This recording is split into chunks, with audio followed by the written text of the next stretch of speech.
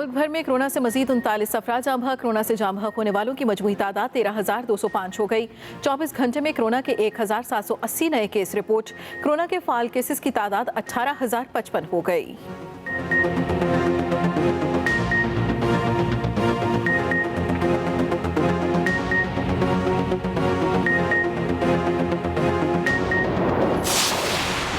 वज़ीर आज़म को एतमाद का वोट मिल गया। 178 अरकान कौमी असम्बली को इमरान खान पर मुकम्मल एतमाद। पीडीएम ने इजलास का मुकम्मल बायकॉट किया। असम्बली में खिताब करते हुए इमरान खान ने कहा, पार्टी साथ भी छोड़ दे तब भी मुल्क लूटने वालों के खिलाफ तनहा लड़ूंगा। क्या पाकिस्तान इसलिए बनाया गया था कि जरदारी और नवाज शरीफ अरबपति बन जाएं?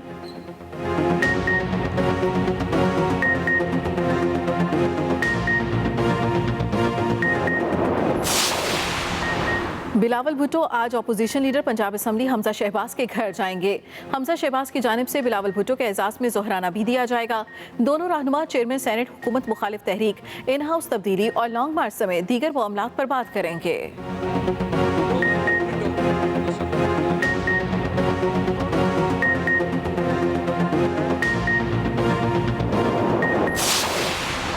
मौलाना फजल रहमान ने पीडीएम का सरबराही इजलास कल तलब कर लिया। इजलास में वज़ीर आज़म के एतमाद के वोट के अमल का जायजा लिया जाएगा।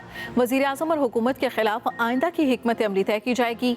लॉन्ग मार्च और चेयरमैन सेनेट के इंतखाब के लिए भी हिकमत अमली पर मुशावरत की जाएगी।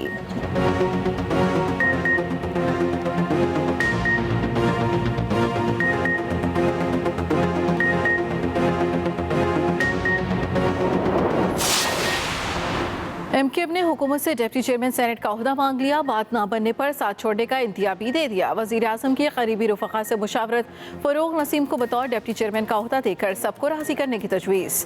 एमक्यूएम फैसल सब्ज़वारी को डिप्टी चेयरमैन सेनेट बनाने के ख्वाहां है।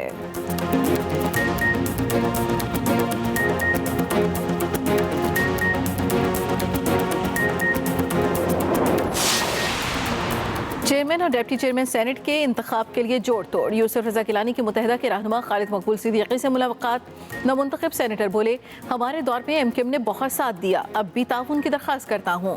खालिद मकबूल सिद्दीकी ने जवाब दिया, राब्ता कमेटी इजलास में हतमी फैसला करेंगे।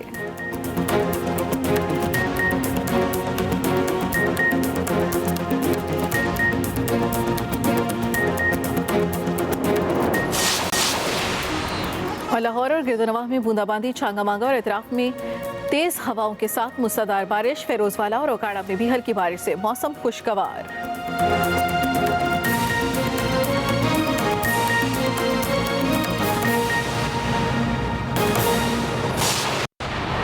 हेडलाइंस आपने जानी। ताज़ा तरीन खबरों से बाखबर रहने के लिए विजिट कीजिए हमारी वेबसाइट express.pk। आप हमें फेसबुक और ट्विटर पे भी फॉलो कर सकते हैं।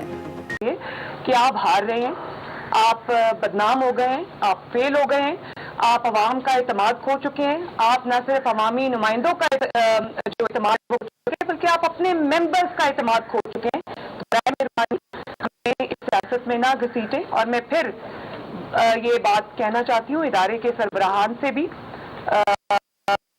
आपको किसी तौर भी जिस दिन इमरान खान को मार पड़ी, जिस दिन उसको अवाम की तरफ से गैज़ो गज़ब का सामना करना पड़ा, अवामी नुमाइंदों की तरफ से गैज़ो गज़ब का सामना करना पड़ा, तो आपको कभी भी अगले ही दिन उसमें जब वो जोड़ तोड़ में मसरूफ़ हों, धौंस और धांधली में मसरूफ़ हों, आपको उनके साथ बैठा हुआ नजर नहीं आना चाहिए। और ये भी मैं बता दूं कि जिन नहीं वो जा रहे हैं तो हम आपको कल ही बताएंगे इंशाल्लाह, कल आपको सब खुद नजर आ जाएगा। लेकिन जिन अपने ही नुमाइंदों को, अपने ही एमएनएस को, जिनके ऊपर आप ये इल्जाम लगा रहे हैं, ये मैं नहीं कह रही, इमरान खान साहब खुद कह रहे हैं, जो बिक गए, जो पैसों से बिक गए, जिसके ऊपर भी ये इल्जाम लगा रहे हैं कि उन्होंने पैसा दिया, बिक गए, उन्हीं बिकाऊ लोगों से, जिनको जो बकौल आपके बिकाऊ हैं, जो पैसे से बिक गए हैं। कैसे मेंबर्स आपके जो पैसे से बिक गए हैं? और जब वो बिक गए हैं तो क्या आप कल उन्हीं से एतमाद का वोट लेंगे, जिनको आप कह रहे हैं चोर हैं, बिक गए हैं, पैसे ले लिए हैं? तो किस मुंह से कल आप उनसे जाके एतमाद का वोट मांगेंगे? मैं इस चीज का सवाल का जवाब लेना चाहती हूँ कि आप आज जिनको अपने कौमी खिताब में नेशनल टीवी के ऊपर बैठ के कह रहे हैं जो बिक गए हैं, कल आप किस मुंह से उनके ऊपर ان سے اعتماد کا ووٹ مانگیں گے. اور یہ بھی میں بتا دوں کہ آپ جو ہیں وہ فیصلہ ہو گیا ہے, آپ پر عدم اعتماد ہو گیا ہے. 91(8) یہ کہتا ہے the Prime Minister may by writing under his hand address to the President resign from his office. یہ قانون کہہ رہا ہے, آئین کہہ رہا ہے. تو آپ پہ عدم اعتماد تو ہو چکا ہے. وہ آپ کے لوگوں نے اپنے ضمیر کے مطابق یا وہ آٹا چوری, چینی چوری, بجلی چوری, گیس چوری, ووٹ چوری, عوام کی جو مشکلات ہیں اس کا اپنے اوپر بوجھ نہیں اٹھانا چاہتے. اگر انہوں نے اپنے مطابق ووٹ اگر کر دیا ہے تو آپ ان کو یہ کہہ رہے ہیں کہ آپ چور ہیں, آپ بک گئے ہیں, آپ نے پیسے کھا لیے ہیں. تو آپ ان کو اب یہ کہہ رہے ہیں کہ آؤ میرے سامنے کھڑے ہو اور میرے سامنے کہو کہ تم نہ اہل ہو نہ لائق ہو. بھئی وہ تو کہہ چکے ہیں.